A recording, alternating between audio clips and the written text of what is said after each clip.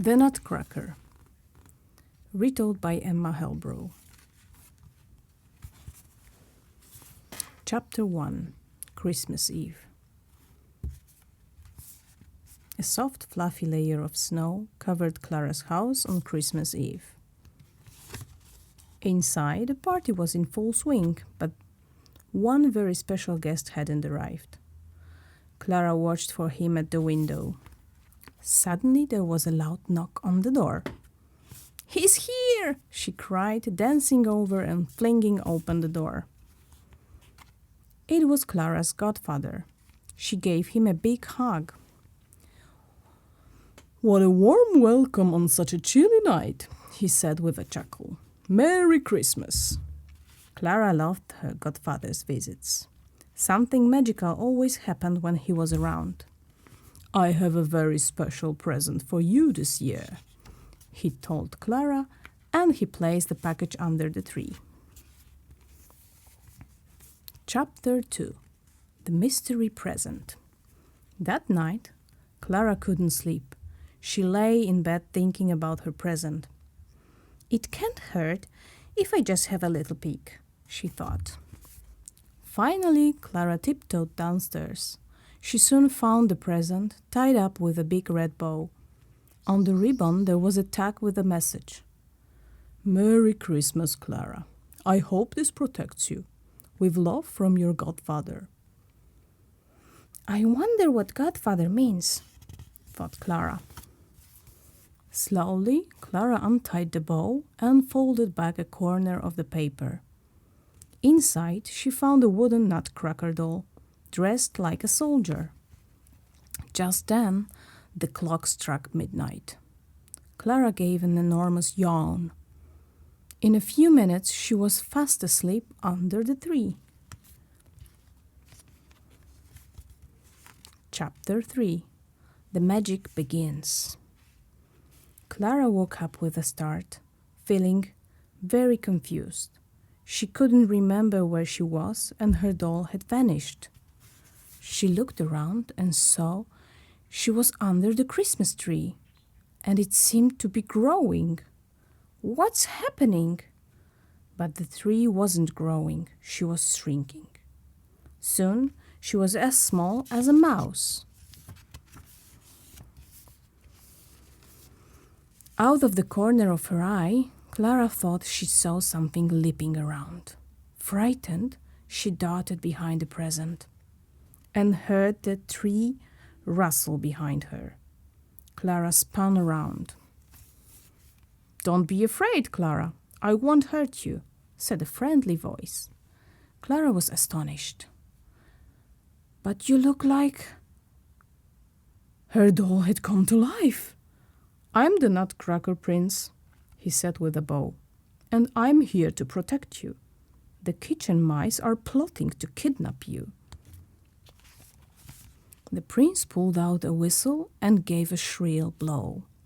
At once, the lid of the toy box flew open and a long line of toy soldiers marched out. Standing in rows, they saluted the prince. "Attention!" he cried. "Clara needs our help. Prepare yourselves for battle, men. Wheel out the cannons!" Mice began to appear in the shadows. Slowly they crept closer. Clara hid behind the prince. "Steady, men, steady!" he shouted. "Wait for the signal! And fire!" Huge lumps of cheese flew from the cannons and struck down several mice. Some lumps landed in the corners, and the other mice scampered after them. "Excellent work, man!" roared the prince, as the last mouse vanished. But the fight wasn't over yet. "Bravo!" said an evil voice from the shadows. A mouse wearing a crown and an eye patch appeared. "That's the Mouse King," the prince whispered to Clara. "Is cheese the best you can do?" jeered the king. "It will take more than that to beat me. Now hand over the girl." "I'd rather die," said the prince. "That can be arranged," the Mouse King sneered. Soon the prince and the Mouse King were locked in battle. Their swords clanked as they danced around the room. "I'll make cream cheese out of you." "Take that, you rascally rodent." Then disaster struck. The prince tripped on a lump of cheese and sprawled on the floor. Seizing his chance, the Mouse King put his sword to the prince's neck. "Well, well, well. I'm going to enjoy this," he said, laughing. As the Mouse King pulled back his sword, Clara whipped off her shoe and threw it as hard as she could at his head. He fell in a heap on the floor, knocked out cold. Chapter 4.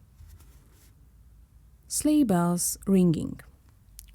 Clara rushed over to the prince. "Are you all right?" she cried. "Yes, thanks to you," he said. "We must celebrate," he added as Clara helped him up. "I know just the place." The prince led Clara to a golden sleigh behind the Christmas tree and helped her aboard. "Off we go, boys," the prince called to his 4 reindeer. As they gathered speed, the sleigh started to rise up into the air. They rode out through an open window and into the night.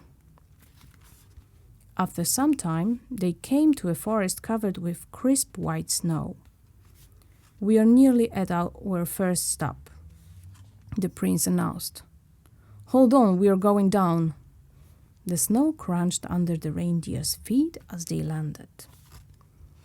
Just then, a beautiful lady dressed in sparkling white appeared among the trees. "Clara, I'd like you to meet my good friend, the Ice Queen," said the prince. "What a lovely surprise!" The queen led them to her icy palace, which glistened in the moonlight.